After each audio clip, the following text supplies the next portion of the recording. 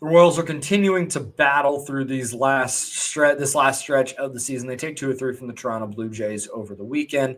Really fun game on Friday. A great pitching performance on Saturday. We'll talk about that. We'll talk about the whole series and what to expect on this West Coast swing to end the year live here on One Royal Way.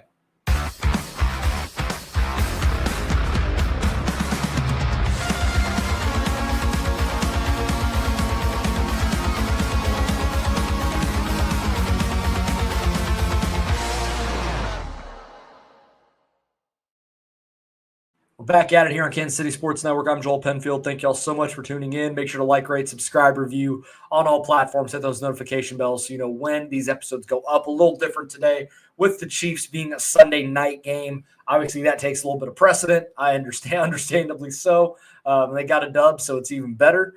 So we're shifting one day here. And then I'll talk about the schedule for the week at the end because they're going to be in Anaheim and Sacramento with some late games. I do not imagine y'all are going to be up to go live, nor will I. More than likely to go up at 12:30 or 1 a.m. I don't think we'll be doing that. But cheers on a Monday. I know probably you guys have, if you're watching this live, you probably got Lions, Ravens on in the background. I'm going to try and get through as much of this as I can so that I can catch the back half of that game as much as I can because it looks like it's going to be pretty fun from the part of it that I did watch before we went live here. This show, as always, brought to you by Emprise Bank, member FDIC. Our partners in Possible here at Kansas City Sports Network and on this show. Can't thank them enough for their support over the last couple of years. And we do want to shout out Kansas City Strength and Conditioning as well. You know, baseball or softball player in the area that needs a place to train. We're heading into fall ball in the winter. That's the best place to do it in the area. So be sure to go check them out. So they win the series 2-3. They had a chance for a sweep on Sunday. Couldn't quite get it done. I thought they battled pretty well in that game. Trey Savage making his second big league start. They kind of got the best of Michael Wacha. I thought he pitched fine there for a little bit, but it unraveled on him in the fifth. And that was kind of that. But for all of it, like they're 78-78 as it sits on the off day right now. One more loss and it's done. Or I believe if Houston wins another game, it's done. Or if Cleveland wins another game, it's done. So they're, for all intents and purposes, these next 6 games are just for pride. And they talked about that, about finishing the season strong, and they're out there to win games and control if they can control. When I was at the game on Sunday, that was the message from Q. That was the message from Wacha and Bobby and all them. That, hey, we lost today. That it's out of our control now. We just got to go out there and play the best that we can. And it's a little ironic that I'm wearing the postseason hoodie from last year when, for all intents and purposes, they're not going to be playing October baseball.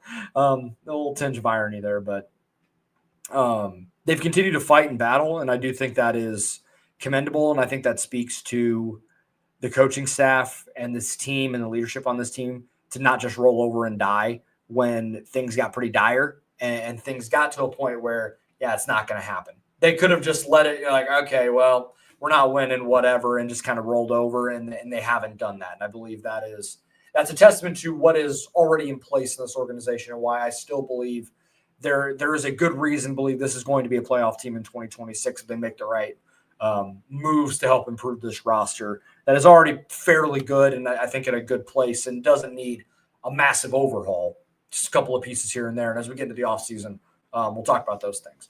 I want to spend some time just reading some stats on – Curtis, why'd you have to talk about that? I was having a good time. I didn't want to talk about the fact that the Royals scored 20 runs and Oklahoma State only scored 12 against Tulsa on Friday night. And I couldn't watch the Royals game because it was on Apple TV, and I don't have Apple TV, so I'm forced to hate watch my alma mater get freaking rocked and physically whipped around by Tulsa. I was having a good time. Why do we have to talk about these things? I digress. I want to spend some time just reading off some awesome stats from an incredible game on Friday that started a little inauspiciously. You give up the leadoff home run, Lorenzen does to George Springer, and you're like, oh boy. Well, Max Scherzer's on the mound, see what they got. And they put up a 7 spot on him. They get 3 more. They get 3 more off another reliever later in the game. I think it was in the 3rd inning. It's 10-0. They had pretty much punted. They get, they just rock the position player and just it's like BP, which is pretty fun. But let's go through these stats. So this was compiled by Jared Kohler of Two Circles, previously KCTV5. Awesome guy, loves this team and covers this team pretty well. Does some stuff with the Lesky on Inside the Crown as well. This is compiled through Ian Kraft, Nick Capel of the Royals PR, and then Curtis Seabold of 810, who does a lot of the stats stuff as well. So this is all things that they write. I'm just going to read these off. I know it may not be the best podcast fodder, but to me, it's fun, right? No, I'll talk about it. I'll nail down on a more specific thing here after I do this. Kansas City's plus 24 hit differential, out hitting Toronto 27-3, is the biggest gap since 1900 in a single game. Kansas City recorded more hits than they did outs, 27-24, because they didn't hit in the ninth. The Royals are the first team since 1925 to have 10 different players record multiple hits in one game. All 13 Royals who stepped to the plate recorded a hit. 11 reached base multiple times. Mike Yastrzemski was the only hitter not to bat in the game. The hardest hit of the night was Salvador Perez. It was a single. It was also a home run in 26 other parks. 27 hits, most in a game in franchise history. The plus 19 run differential, winning 20-1, is the second largest in Royals history. A 19-run win is the largest by a team who allowed a leadoff home run in the modern era of baseball. That's since 1900. The Royals scored 20 runs for the fourth time in franchise history. KC's the 14th team in the last 70 years to score 20 runs and record 27 hits in the same game. Carter Jensen, we'll talk a little bit more about later, hit 3 doubles in 3 innings, and then his fourth at-bat hit a ball 102 miles an hour that would have been a home run in 11 other ballparks. Carter Jensen is also the 5th player in franchise history with multiple extra base hits in the same inning. He's also the 2nd player in Royals history with 3 doubles within his first 12 Major League games. Salvador Perez became the 3rd player in Royals history with multiple 30-homer seasons. Salvador Perez and Vinny Pasquantino, but in this game, became the 7th and 8th Royals to have 30 homers and 30 doubles in the same season. The Royals are the first team this year to have multiple players with 30 homers and 30 doubles. Salvador Perez and Vinny Pasquantino, I just read that one. Salvador Perez and Luke Maile became the first pair of teammates since 1920 to each have 3 RBIs and catch in the same game. Randall Grichuk hit 2 balls exactly 107.2 miles an hour in back-to-back innings. Here's the dubious honor that Toronto backup catcher Tyler Heineman has the honor of here. He is the first player since 1901 to give up 13 hits and 10 runs in 2 innings or fewer. And the Royals hit 19 balls 100 miles an hour or harder on the night. So that's a lot. And obviously, some of this came against a position player. Take that for what it is. But these guys didn't give away at bats. They didn't punt. They just kept pouring it on. And for a team that has had its share of offensive struggles this season, to see them just, I'm sure there was a little catharsis to just pouring it on a team like that in the way that they did. So it is, and it's kind of funny that the next game they go out and win is 2-1. And I know that was the thought that everybody had, that, oh, God, they're using up all their runs in one game, but they ended up winning, so who cares? They had a great outing on the mound from Noah Cameron, and we'll drill down on that a little bit later too. The interesting thing from this game was, since they made the trade early August, Mike Yastrzemski has predominantly been the leadoff hitter for this team. Michael Garcia will start against lefties on the leading off. They made the decision against Max Scherzer to send out Carter Jensen to lead off. And Yaz has not been as good as of late. I don't have the numbers, but just anecdotally, he's had his struggles a little bit over the last couple of weeks. Been fine. Still works count. Still, pro at bat, but the results haven't quite been there. And Carter's seen the ball really well since he's come to the big leagues, and his approach is conducive to being a leadoff hitter type. And he goes out his first 3 at-bats, and it's 3 doubles, two in the first inning alone. And then he goes out, and they had him leading off on Saturday as well. That's a pretty good sign that they believe, Carter is a guy, and this is not just a flash in the pan good start to a career. And that's a gutsy decision because in theory, the playoffs are still on the line, and you want to go out there and hey, we're going to have our rookie backup catcher leading off here. Now, he is one of the best 9 that you have, and he has basically forced the hand of the organization to, we want to ease him in. We don't want to put too much on his plate right away. At this point in the year, still contending for the playoffs and all that. Nah, man, he forced his way into making it. He needs to be in the lineup every single day, and he had a hell of a week. He's seen the ball really well. He's finding ways to come up with hits and runners in scoring position. It's been big time, and it's still incredibly impressive. And I talked about him extensively on the previous episode after he had his multi-homer game, and after he had a big hit against the Mariners earlier in the week as well. He's been awesome. It's so impressive the things that he's been able to do, and I'm excited for what's to come. I wonder if they truly view him as a leadoff hitter, or if this is just, hey, you're walking, you're seeing the ball well, let's work a count and get it to Bobby. Because I don't think you can go into 2026 going, Carter Jensen's our leadoff hitter. I think that would be a ton of pressure on a rookie, on the kid, right? It was easier to do with a rookie Maikel Garcia because that team was terrible. That team was out of it by mid-April. But they did it because it was just, hey, he's working counts, and this just seems to be working. I'll be curious how that factors in and how he does if they continue to throw him in the leadoff spot, if that continues to happen. We'll certainly see, but it was a really interesting thing to see, and it obviously worked there on Friday. He worked. I don't think he got a hit on Saturday, but he worked some good counts, and he did what Carter Jensen has done for pretty much his entire career. Work counts and find ways to do damage when he has an advantageous count. We'll see what he continues to do, what the rest of these guys continue to do, and lost in this game as well with Michael Lorenzen threw a hell of a game. Gives up the leadoff home run, and only gave up 2 base runners after that. Gets into the 8th inning, to 113 pitches, 7 2/3, saved a bullpen that needed a day. Shout out to him, man. He's a guy he's a grinder. Obviously, he's not the greatest pitcher in the world, but for what they've asked of him all year, he's done the job. He's manned the post. Unless he gets sick and pulls an oblique from getting sick. That's one of those random injuries that I don't. It's tricky, but when he's been out there, he's done his job and done what's been asked of him for most of the season. He's done really well. So, credit to him and credit to the organization for identifying him as a guy they got last year and brought back and has been very solid.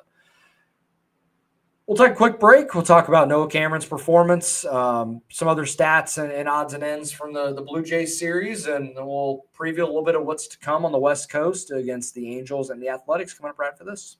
What's up, guys? I'm BJ Kissel, founder and CEO of KC Sports Network, and I'm here to talk to Kansas City businesses. If you rely on technology, you need an IT support team that's not just another vendor, but a true IT partner. That's why I want to introduce you to my friend and neighbor, KJ Miller. He is a VCIO at ThrottleNet, the Midwest's highest rated and most reviewed IT support company. They've been in business for more than 25 years, helping companies stay secure, productive, and ahead of the curve. They aren't just IT support, but they provide data security, IT strategy, and cloud software services. They do it all, and their reviews show they do it better than anyone else. So if you want to hear about how ThrottleNet can help your local business, join the conversation with myself, KJ Miller from ThrottleNet, and our resident genius from KC Sports Network when it comes to IT, at least as he's affectionately known by us, Mr. Craig Stout. Click the link in the description to hear how ThrottleNet can help you. My name is Terrell Jolly. A lot of people call me TJ, founder and CEO of Integrity Capital Management. So Integrity Capital Management originally started out as a property management firm, but we slowly transitioned to what is described as an incremental development firm that's focused on situational housing. I know most people say affordable, but we believe in creating housing for people that are actually in need and built to the end user. I believe everyone needs a home because when you have home, you have hope. The reality is that when you're building a business, one thing you don't think about is like what a true banking relationship means. And, I had the honor and privilege of meeting Debbie early on in my career. when I was just trying to get going. And as a small business, it's really challenging at times because people don't understand the concept or not believe the longevity because you're just getting started. But Debbie was willing to take a chance on me, be patient with me. I almost look at it like a grassroots initiative. She's seen and believe what I'm about. Anybody that's really true about their business and want to get some things done, I would definitely trust hands down Emprise, because Deb's team, along with Aaron and Jackie and all the amazing people that work behind the scenes, even from the treasury side, I would say, hey, give them an opportunity, because you won't be disappointed and you will actually be in hands that actually somebody care and that will see you from start to finish.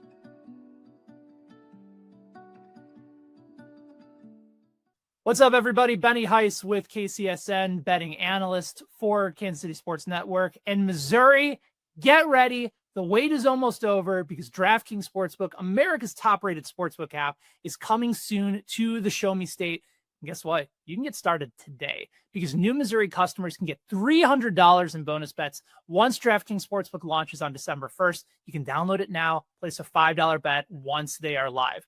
Guys, DK Sportsbook brings everything you need to really elevate your game day. You got live in-game betting, super fast payouts, endless ways to get in on the action, all right from your phone. And when they are live in Missouri, you're going to be betting with the Sportsbook app trusted by millions. It is safe, secure, fast money withdrawals. That's the place you want to play. So here's what you do. You download the DraftKings Sportsbook app now. Use the code KCSN to grab $300 in bonus bets with just a $5 bet when DraftKings Sportsbook goes live on December 1st. That is code KCSN in partnership with DraftKings Sportsbook. Remember, if you have a gambling problem, call 1-800-GAMBLER. You must be 21 plus, physically present in Missouri. Eligibility restrictions apply. Bonus bets expire 7 days after they're issued. Excludes customers who redeem pre-launch sign-up offer. Terms are available at sportsbook.draftkings.com/promos. Be sure to hit that like and subscribe button. I do appreciate those that are listening to this and hanging out here on YouTube. If you're on the audio side as well, I do appreciate it. Please make sure to subscribe on YouTube if you have not already. We're trying to make it to 900 subscribers for the end of the season. Wanted to get to 1,000, but I guess we're going to be staring at 900 for most of the offseason, which is fine. But once we're really on that road to 1,000, we want to do like a giveaway of some kind. We got some stuff in the works for that. So be sure to hit that subscribe button. We want to be able to do that as we head into the offseason and into spring training 2026, because we'll still be here. Calling all Chiefs fans, you could be on the field at the 50 inside GEHA field for an official coin toss at a Chiefs home game this season. Visit Chiefs.com/GEHA now. Enter to win a chance to be on the field for a once-in-a-lifetime view of the pregame coin toss. Plus, you can score other exclusive prizes. Enter for a chance to win at Chiefs.com/GEHA. GEHA is a proud partner of the Kansas City Chiefs. Nick, if you wouldn't mind popping that question back up, I would appreciate that. India is already eligible next season from Desert Fan. Any chance he's non-tendered, or will he be back for sure? I don't think it's for sure, but so in my office here on the other side, I have a whiteboard, and I just kind of threw together like a quick, like kind of fire from the hip, off-season, like kind of prediction for what the 2026 roster is going to look like, where they need to look, so that I can kind of start thinking in my mind of, where free agency could go and, possible trade candidates, things like that. And at second base, I threw India in there. I think he's going to be back next year. I think it could possibly be a strict platoon with him and Massey. Maybe. I'm not sure. But I don't think that he's a non-tender, because, yes, he was disappointing. I don't think he was so bad that it's untenable for him to be on this team next year. And, yes, he may not be the leadoff hitter that we thought he was going to be, but if you hit him 7th for most of next season, 7th or 8th, I think that's fine. I think that there's still enough there that maybe – it'll be okay. The dude got beat up quite a bit this year. I do wonder if they're just the mounting things that he played through. The knee, he had a knee thing. He had the hamstring. He got hit in the face. He had the shoulder. I do wonder if just the accumulation of injuries and just little nicks throughout the year maybe got to him. And that may be cope. That may be just wish casting that he's going to be better next year. Maybe just the adjustment to the ballpark and the offensive environment, could be part of this as well. But I would imagine, just my guess, he's going to be on the team in 2026, and maybe that's something that I can talk about with some people that may be more in the know as we get into the offseason. We have a better idea. But I would guess that Jonathan India is going to be on this team in 2026 as either your second baseman or he's a bench guy, that's in a platoon with either maybe they bring back an Adam Frazier. Maybe it's Massey at second base if he's healthy. Like there's certainly options and situations that I do think they can make it work. And India has been playing a lot lately. And I know some of that may just be him coming off the IL, but it has been interesting to me that he's mostly been in a bench role. At least he was predominantly in that Blue Jays series. So I wonder if part of the adjustment for him, because he said like he never really felt comfortable. He was, had a hard time adjusting. That was something he talked about in like July. It was after the walk-off home run that he hit against Cleveland. It was like a day-night doubleheader. He had a walk-off home run off Class A.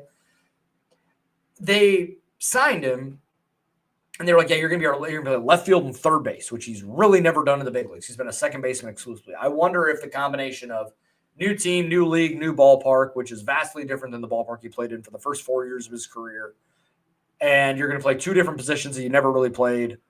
I wonder if just all of that, baseball's a mental game. I wonder how much that weighed on him mentally. And now we can see what the other side of that looks like with him playing almost second base almost exclusively. With Michael pretty settled at third base, he's going to win a Gold Glove and one of the better hitters on this team, one of the better players on this team. And then they'll figure out left field, I'd imagine, in free agency or a trade, and go from there. That would be my guess. I want to spend some time on Noah Cameron, who was fantastic on Saturday. He's the reason why the Royals won that game, in my opinion. I know Vinny and Bobby go back-to-back, and that's the 2 runs that you need, but he only gives up the 1 run, and that 1 run he gave up in the 7th inning, home run to Dalton Varsho. But that's it. Other than that, Noah Cameron was fantastic in this game. 6 2/3, 3 hits, only the 1 run, 5 strikeouts, 2 walks. ERA back down to 2.90, only 5 hard hit balls on him all night. It's kind of the quintessential Noah Cameron experience. He's going to work deep into the game. He's going to work efficiently. The strikeouts will come if, they're there, but he's going to limit walks. He's going to limit hard contact. He's going to limit damage. And he's going to give you a chance to win a ball game. And that's what he's done all season. And I have no reason to believe that that's going to slow down. And I mean, his stats on the year are just, it's awesome. It's going to be a reason why I think he's going to finish third in MVP, or not an MVP, in Rookie of the Year. He's going to finish behind Kurtz and Wilson out there in Sacramento. But on the year, he's thrown 133 innings, 108 strikeouts. The whip is around 1. ERA plus is 142. He's been fantastic. And every time that you think, you may wonder, just maybe it's cynicism, maybe it's just, the way you think about the way rookies, pitchers, and things can go, especially a guy that doesn't have overpowering stuff and really relies on a lot of contact and not a ton of swing and miss in there with the fastball in the zone and really has to rely on chase to get swing and miss. It's like, okay, when is the other shoe going to drop on this guy? When is he really going to have a clunker or 3 or 4? And it's like, oh boy, hit rookie wall. And you thought he hit the rookie wall. They skipped the start. He was rocky but fine in that start. He came back, and then the next 3 starts have been awesome. And I want to go to those game logs and look at that, because since they gave him that skip start, he's been awesome.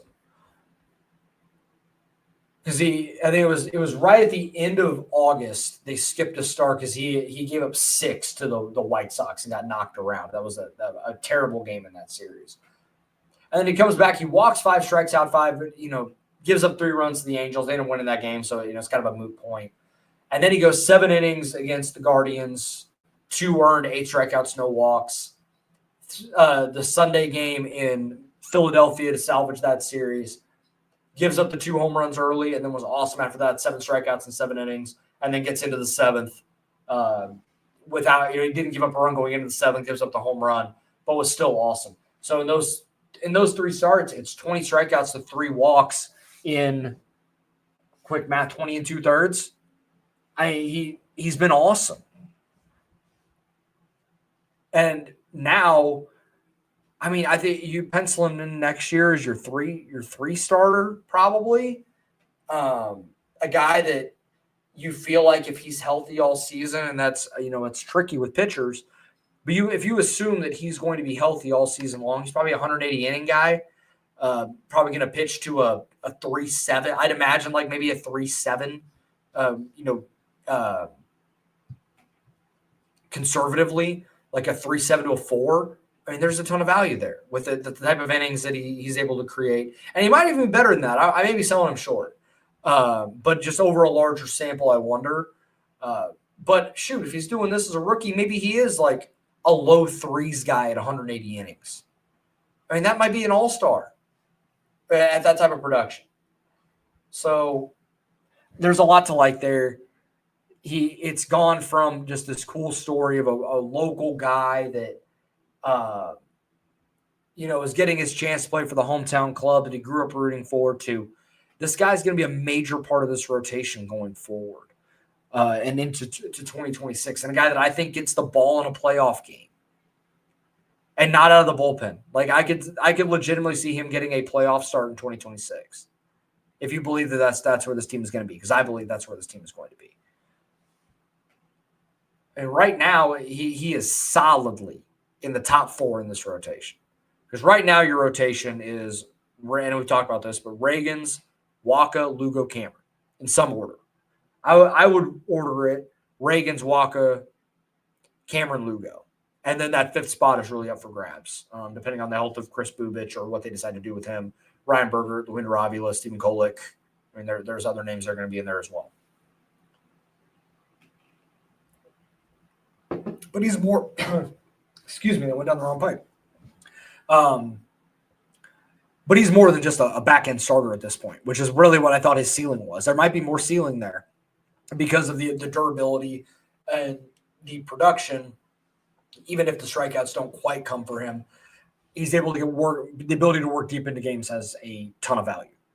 And so I'm incredibly excited for what Noah Cameron has to offer. Okay, here's a good question. With Isbell in the IL, Yaz has been playing center field. If he is back next season, would he be more of a platoon outfielder? Are you talking about Isbell or Yastrzemski? If Yastrzemski is back, then yes, like he is a platoon guy because the righty lefty splits are not pretty. They're doing it right now. He's not a guy that you're going to send out there every single day against lefties. Like they're doing it now kind of out of necessity because Randall Grichuk has not been good. And he has not provided the other side of the platoon to make it make sense. Like he's been as bad or worse as Yastrzemski has been against lefties. So you might as well just have Yastrzemski hitting out there. Lefty. Like you're better off at that point. And Yaz can hang in there in center field. Grichuk really can't. So if Yaz is here, it probably isn't a platoon situation.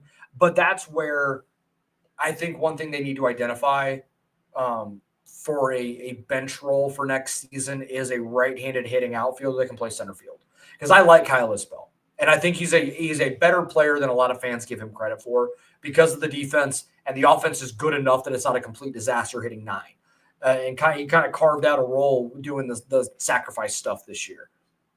And he's been good enough that I'm fine with them running back Kyle Isbell in the 9 spot. If you're able to upgrade it, majorly, then yes. Then Isbell becomes your 4th outfielder, and that's a really good value for him to be able to play all 3 outfield positions and go from there. But I do think Izzy is not a very good hitter lefty-lefty. And so they tried to do this with Joey Weimer when they made the trade with Singer. And obviously India was the main piece, but Weimer was the other part of it. And it just never worked. And he struck out 30-some-odd% in low A or in AAA and he got DFA'd. So it didn't work. But I do think that's something you have to run back. And I think Tyler Tolbert is probably going to be on this roster next year ability to play a bunch of different positions, steal bags. He can't be your center field option. His defense in center field is not good. If you need to stick him in a corner, that's fine. Play him at second, play him at third, sure. In certain situations, you can't have him running down center field at Kauffman Stadium. It's not good enough. So that is the tricky part of it, because I don't think Izzy is a true everyday guy because he can't hit lefties, but his defense is too important. But you also need to find the other side of the platoon. So it's kind of a tricky spot, and those guys don't grow. And right-handed hitting guys that can man center field don't necessarily grow on trees. So we'll have to see what they end up doing there. That could be that's going to be one off-season move that I will be kind of looking for and how they decide to handle that. I don't have much from Sunday. I like the way the team battled. That is what it is. One cool stat: Salvi hit an RBI single in the middle of that game. He's now tied for second with Hal McRae for RBIs in franchise history. He'll be, one more solo home run or however he does it, and he'll be second to George Brett, and he'll be second to George Brett in home runs as well. He's now, I think he's 15 away from the franchise record, which, he hits a couple more and it's like 12. I mean, he's going to get that easily next season. Because Salvi's just going to find a way to sleepwalk his way to 20 home runs. It's just what he does. Are there any other questions in here, Nick? If you've seen any other questions that are worth mentioning here, I see one from Kevin. Okay, this one was a little bit ago, so thank you for your patience. I don't look at the chat super often because it makes my ADHD go nuts. I also think India will return, but to what extent can the Royals just run it back with this roster on offense? It's a really tricky spot because I see both sides. Like, this offense does need to improve, and they need to find a way externally to improve that. I also don't think this offense is that far off from being really good, because we've seen pockets of what it can be. The overall consistency was not quite there. Some of this was Bobby Witt Jr. was great this year. He was in God last year. Like, there's a difference there. Michael leveled up. Salvi took a while to get going. Vinny took a little while to get going. It was just like some slow starts and just a little step back from Bobby Witt Jr., the step forward from Michael, but they weren't able to all kind of get hot at the same time. They thought Jack could be the injection that they needed, and he was not great. This is not a referendum on calling up Jack, I don't think, because I don't think keeping him in AAA until August was going to do him any good either, because he was too good. And Carter is going to be part of this as well. I think he's shown enough that the floor offensive for him is pretty high. The ability to walk, the ability to work plate appearance, hit the ball for some power. To me, the biggest hinge point for this offense in 2026 is whether Jack takes a step forward. If he does, then this offense changes a lot, right? Just the ability for a guy that is probably going to hit sixth for you that can go bridge at a moment's notice. And I don't think there's the ceiling versus floor conversation is really interesting, because I think Carter's floor is a lot higher. I don't think his ceiling is as high. I think Jack's ceiling is sky high, and I think his floor is incredibly low, which is what we're seeing right now. But if he's able to take bits and pieces of what he's done for the last month, sure, he's had some swing decisions and some at-bats that are like, oh boy. But matter of perspective, he's still only striking out 23% of the time. And if he strikes out 23% of the time, he's going to be just fine. And he's walking at a much higher clip and being more patient, being more selective in spots over this last month, which is encouraging because that's something that they needed him to do. He's shown some power.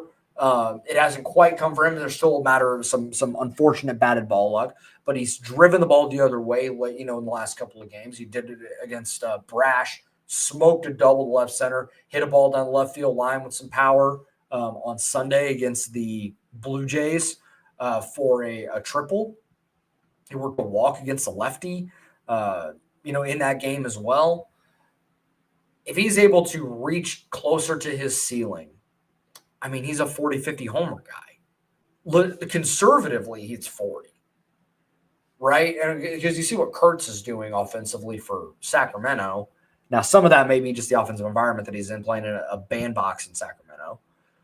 But, I don't think Jack is that far off. And if he's able to take the offseason, take what he's learned, because I think he's shown a willingness to learn and adjust, which is a good sign that he's coachable and can learn and is not just stuck in his ways of swinging out of his ass all over the place. It changes the offense a ton. Now, I don't think that is something that you go into next season like banking on. I think you want to see the proof of concept before you believe that, which is why I think they need to go externally.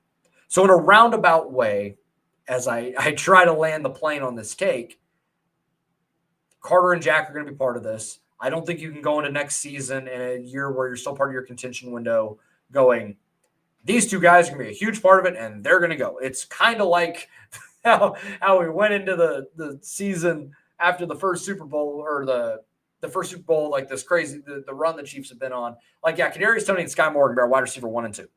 How did that go?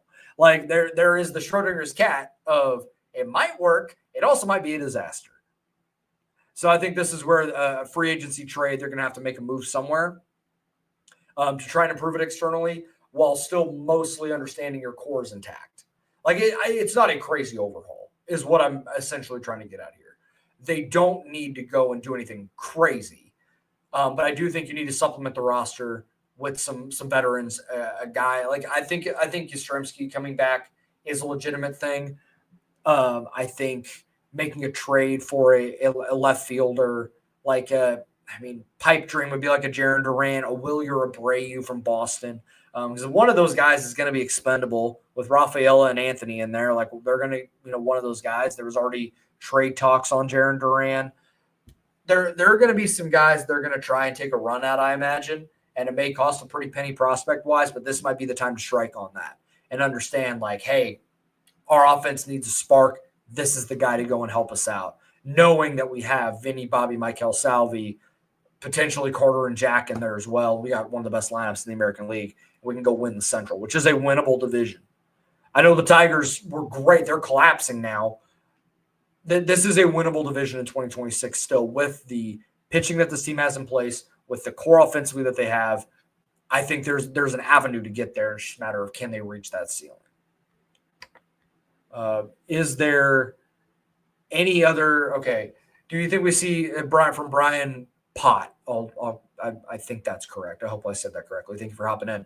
Do you think Salvi and Jensen would more of a 50-50 split? I think so. I think we may get to a point, at least early in the season. I think early in the season, Jensen should get the lion's share to keep Salvi healthy for the majority of the season, because what this team has done a lot, Salvi catches a lot, and then like June, July, he kind of slows down, and then they kind of get the timeshare back together. Freddie Fermin will catch more. Drew Butera will catch more, as we've seen in the past, Cam Gallagher, some other guys. And then they kind of work in, and then Salvi gets hot because he's more well-rested. I don't know how much he's going to catch next year. I think we've seen, because Carter's starting to catch more, I think there is somewhat of a passing of the torch, and Salvi may catch some, but mostly DH, first base should be the predominant thing. Because the another thing that I have on my board over here is when I'm looking at the bench, do they carry a third catcher? Do they decide to have that guy there to be, depending on how they decide to do it, do they want Salvi to catch it all? Or is Jensen shown enough with maybe getting another veteran backup and let Salvi just be a true DH, be a DH first base timeshare with Vinny, or on days that he's at first, Vinny can DH, Cags isn't right, or if, they decide to put Salvi behind the plate, then you can get Cags at first and Vinny DH. Like there's still some avenues there. There's enough flexibility with how they handle it. Let me see what the free agent catcher market looks like. You can go and get let's see. This is some of the names that are available here. Christian Vasquez. It's not. It's like that's not pretty. Mutual option with Mitch Garver. That may actually be an interesting one. He's not been great, but he mashes lefties occasionally. That may be like a platoon spot with Carter. So that may be the way that you do it is you get a right-handed hitting third catcher. Maybe, this would be a total detriment offensively. But hear me out. Austin Hedges, who cannot hit, worth a lick, but he's a great defensive catcher. He is like, gosh dog it, who was the guy why can't I think of his name? He was a meme for a while. Made a great big league career, hitting like a $180. He played for the Diamondbacks. I can see his face. I can't think of his name. Regardless, he's a great defensive catcher. Could be someone that Carter can learn a lot from. So maybe that you almost bring in the third catcher as a mentorship situation. Cleveland's done it forever. He's been around the league for quite a while. Are there any defense first catchers in the system?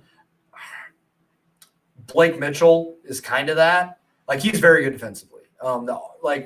Framing, receiving, blocking, that sort of stuff. He's very good. The arm it's like a legitimate 70 arm, but he had no idea where it was going.